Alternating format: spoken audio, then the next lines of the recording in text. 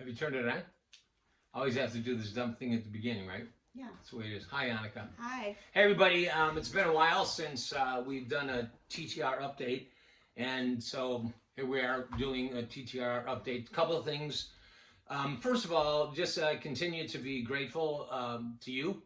Just the very fact that you're watching this again shows your interest and support. And I was always a bit surprised, actually, that you support us and pray for us, and just really, really grateful for that. The most obvious update right now is the Ireland trip that Bonnie and I just came back from. We were there for 3 weeks. I had a wonderful time, just kind of enjoying the place. Michael Anderson and Carolyn, his wife, were with us for a few days, which is one of our major connections there, just to play, and we had a wonderful time with that. But the ministry stuff was amazing. It was just a wonderful time. It's a bit surreal. We were all kind of dialed into the fact, and by we, I mean the churches that we were visiting, but one in particular, that it's been 23 years of being in a relationship with this church, Newton Breda Baptist Church in Belfast. Well, it's actually Newton Breda, but it's just right by Belfast. And it started years ago with an invitation to mandate. From that came this invitation to this church and the relationship. If there's anything that's consistent with things that remain, this relationship has remained. It's almost a metaphor of that whole thing, because relationships have remained. The spiritual DNA that God has given me to deposit with them has remained, and I hear that from them as well. I've been there long enough to this time see some of the young men and women who were kids, literally like 16, 18-year-old kids, are now elders at that church. Their pastor, who I really got to know well on this particular trip, he's been with them about a year and a half, 2 years. His name is Paul. They call him Pablo. Long story as to why. He grew up in the Canary Islands as a missionary kid, and I knew him when he was 18 years old. And just to watch him step into this place of responsibility and leadership, it's been an amazing thing to see and to be part of and to bless. A taste of what we did, really busy ministry-wise. Bonnie and I visited a vineyard church that I think has some connections to Dave Bricky, and we're kind of intrigued by how we can rekindle that and maybe bring Dave and Stephanie with me and Bonnie next time we go. We would love to do that. A church called Glen Abbey that I've been to before asked me to come, and I did a partial retreat. They were on a retreat, and I met with their elders for an entire morning. But most of the time, ministry-wise, it was with Newton Breda, where I spoke twice on Sunday morning, once on Sunday night. There's going to be a link at the end of this video if you want to see, get a taste of the sermons and just even the vibe of that place. Their staff on Tuesday had a retreat, and I joined them there for that. And we talked about staying in for the long haul. And it's hard to put into words the sense of love we have for them, the sense of connection, the tears that are in the room when we talk to each other and about each other. This is a weird word to use because it feels apostolic to me. And it's not that I'm an apostle, and a lot of people use that word apostolic to mean things that I don't mean by it. Here's what I mean by it. The Apostle Paul had deep relationships with more than one church. The church in Philippi was in his heart. The church in Ephesus was in his heart. There is no church like Open Door for me. That church is in my heart. But there's a church in Phoenix, Arizona, Hope Covenant Church. That's in my heart. When I'm there, it feels apostolic. And Newton Breda Church is exactly the same way. From the first time we were there, Bonnie and I even were a little bit put off by it because it was a new feeling, not put off in a negative way.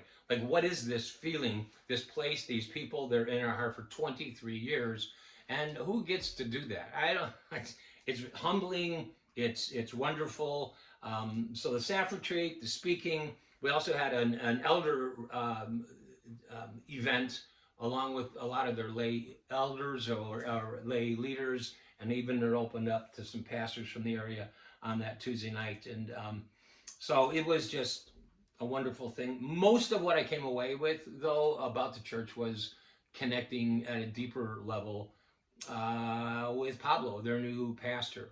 And we're already talking about coming back in the spring, where I would do a men's retreat with them, and I've done those before, and that's not for sure, but it's probably going to be this spring, and I'm really excited about being able to do that. And there's some real serious talk about bringing Dave Bricky with me when I do that, along with Stephanie and Bonnie. And I don't know, one of the things we marveled at together in this Newton Breeders Church was how none of us made this relationship happen.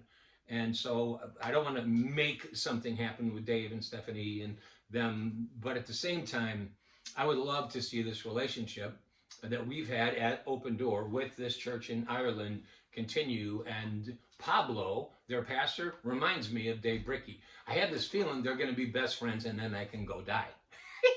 That was a joke. That was a joke. I was kidding. So anyway, that's just stuff we're thinking about and excited about.